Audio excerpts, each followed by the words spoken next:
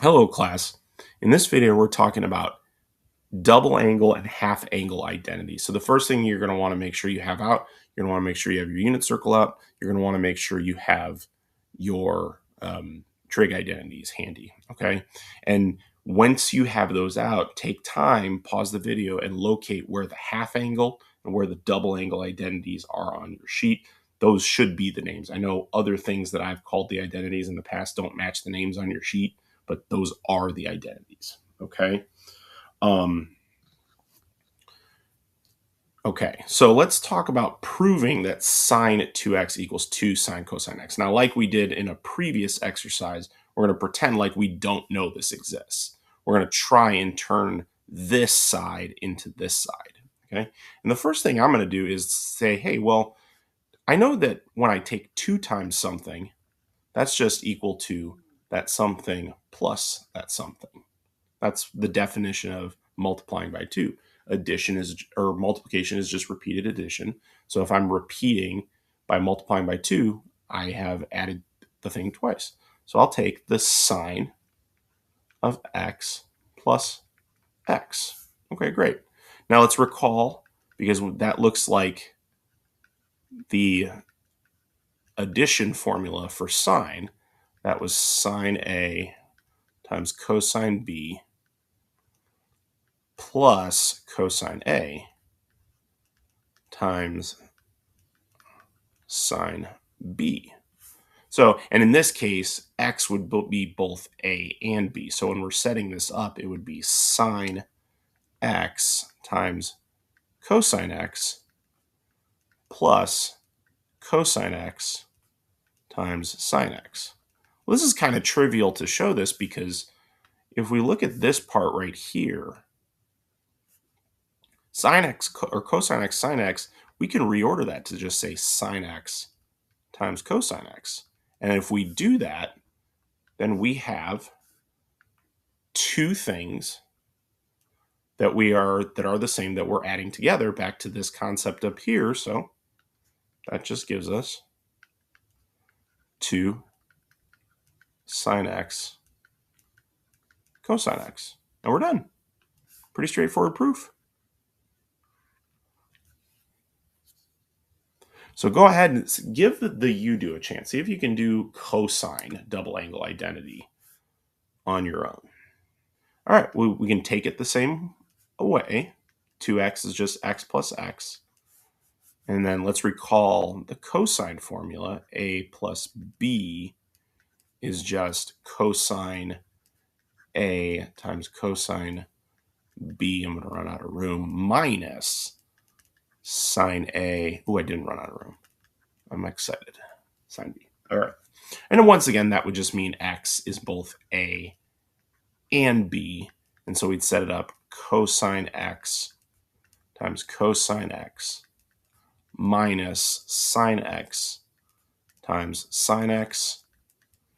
And then we have, well, before we were talking about repeated addition is multiplication. Now we're talking repeated multiplication is exponential. So this gives us cosine times cosine. Anything times itself is squared. And we get that twice. And once again, we're done. Now, before we go on to the next slide, I'll take real quick moment here to prove the other two identities for you. There are 3 distinct cosine identities listed on your sheet. So if I were to take cosine and recognize that's 1 minus sine squared x, then I can branch this off into 1 minus sine squared x minus sine squared x. And then I've got 2 things that are being minus. That would be 1 minus 2 sine squared x. And that's another one of my double angle identities. And likewise, I can do the same with sine squared x, where that's 1 minus cosine squared x. Again, these are from your Pythagorean identities. And so you do cosine squared x minus, you have to be a little bit more careful with the algebra on this one, minus the quantity 1 minus cosine squared. Distribute the negative. cosine squared x minus 1 plus cosine squared x. And look at that. We got something plus itself. So we get 2 cosine squared x minus 1. Okay. So those are all three double angle cosine identities, and we'll use them interchangeably. You have to be prepared with all of them, whereas sine's pretty straightforward. It's just this one right here. So let's talk about using them. We want to solve the equation here, sine 2x equals to cosine x. We have this 2x here in the argument that's kind of throwing us off because we got 2x here and we got x here. This is where the double angle identity will come in hand. This is just 2 sine x times cosine x and equals cosine x. Now, it's tempting to want to think we can cancel the cosines out, but when we do that, we are going to remove possible solutions. We can still solve it this way and get some of the solutions, but we won't get all of the solutions. And we'll actually keep it to our 0 to 2 pi to make things simple for ourselves, okay? Even though the problem doesn't specify that. So what we're going to do instead, we're going to subtract cosine x. Subtract cosine x. So we can set it equal to 0. So now don't get it twisted. These are not the same thing. So we have to write it out. 2 sine x cosine x minus cosine x equals 0. Now, anytime you have something equal to 0, think factoring. We got cosine out of each one of these. So I'm going to factor out a cosine.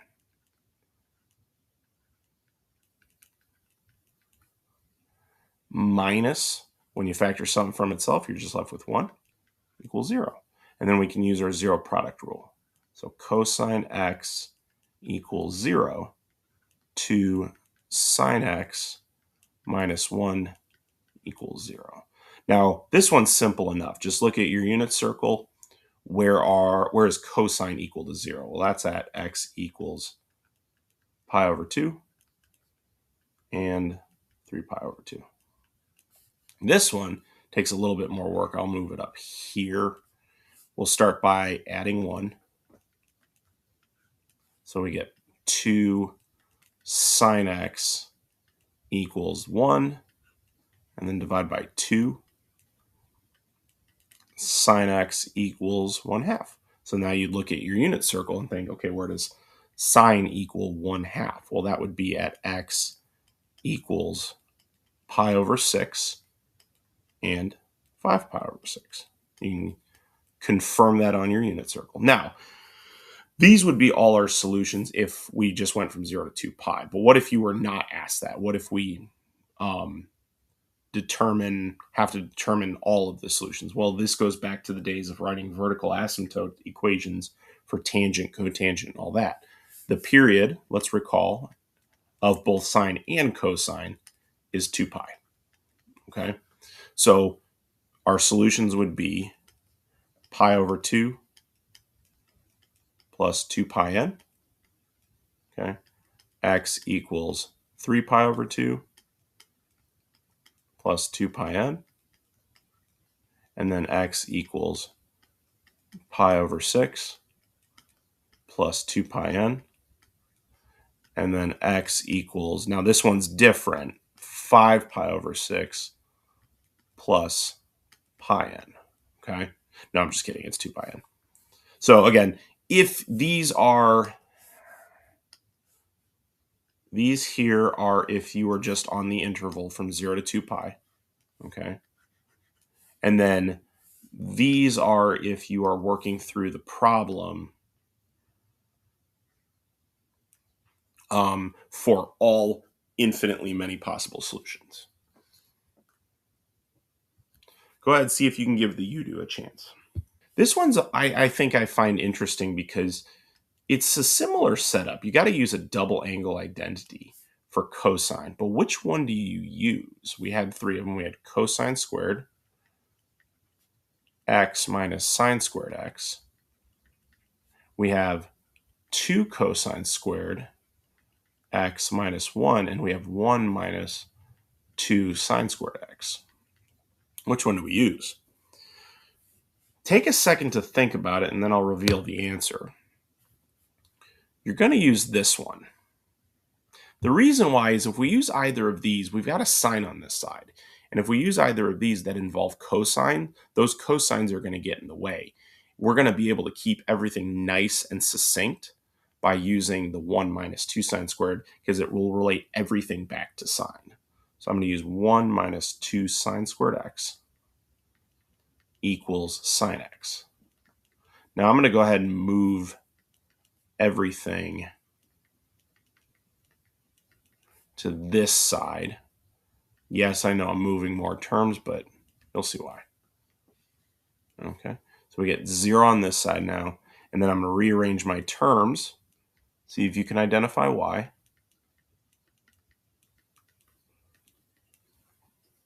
We have a quadratic. This would be the same as if I said 2, I'll use a different variable, y squared plus y minus 1. Okay, so factoring or quadratic formula, this one would be factorable. Remember to multiply. So this is where you set up your t table at -2. It has to add to be 1. So +2 and -1. So we end up with 0 equals sine x plus 2. Well, actually, no, let's do the factoring. I'm kind of taking my shortcuts, but we'll do it how you guys learned it. 0 equals 2 sine squared x plus 2 sine x minus sine x minus 1. We'll go ahead and group it.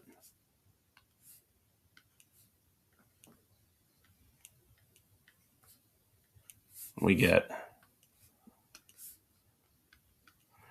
2 sine x and then times sine x plus 1. And then from here, we just get a minus 1 sine x plus 1. So our factoring ends up being 2 sine x minus 1 and sine x plus 1. Now, note this part right here, when we set them both equal to 0, was just what we solved on the previous problem. So this ends up being pi over 6 and 5 pi over 6. Okay, so I know math students like shortcuts, so we'll just take that shortcut. This one we're going to have to solve from scratch, although it's not terribly difficult. Plus 1 equals 0. Minus 1, we've got sine x equal to -1. So whereas this we'd solve for sine x equal to 1/2, here we're going to solve for sine x equal to -1. And that's actually just one solution. That's just x equals pi. Let's go ahead and take time to write out the infinitely many solutions. It would be pi plus 2 pi n. X equals pi over 6 plus 2 pi n. And then, of course, remember that this one is 5 pi over 6 plus pi n. No, I'm just kidding. You fell for it again. 2 pi n.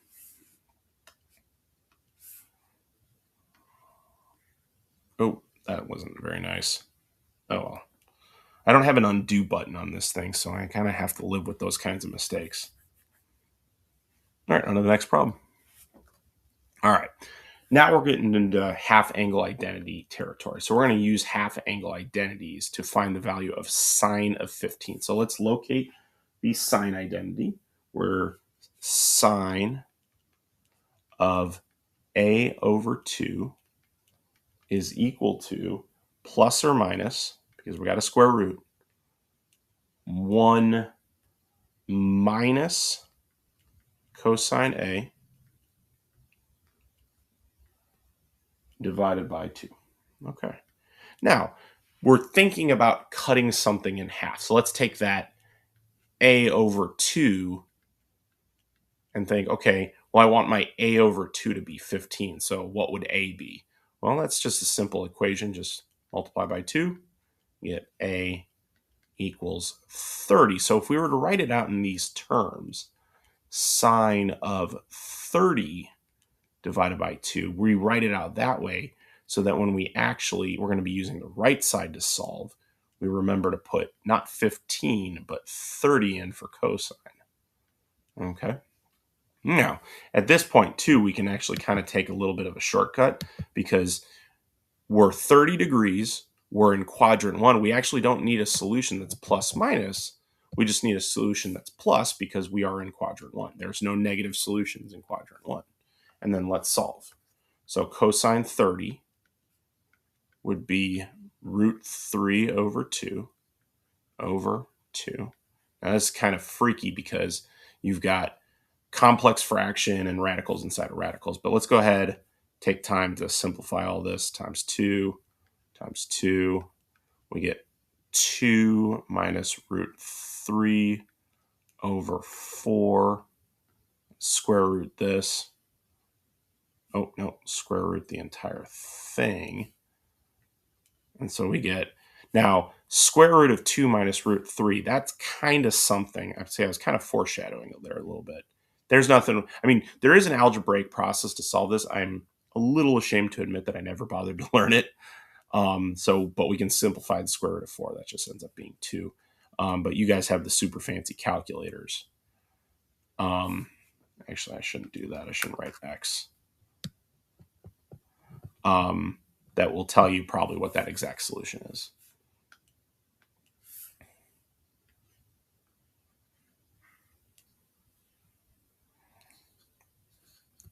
All right, go ahead and give this one a chance.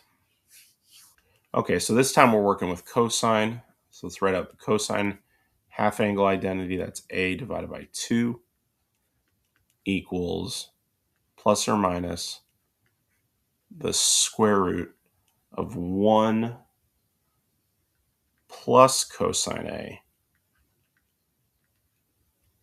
divided by 2. Now, again, let's solve what A is. Let's take that. If you're ever confused what A is, take A divided by 2, what's inside here, and set it equal to what's inside you're given. That's pi over 8, and then you just simply multiply by 2. That cancels, and you get pi over 4. So another quadrant 1. So we'll kind of funkily write it out as pi over 8 over 2, or pi over 4. Dang it. Pardon me for a second while I fix my mistake. All right. Pi over 4 divided by 2. And once again, we don't need the plus minus. We're in quadrant 1. We're just going to have a positive solution. So we get 1 plus cosine of pi over 4 divided by 2. And then we just got to work through it. 1 plus cosine pi over 4 is root 2 over 2. Oh, no, let me...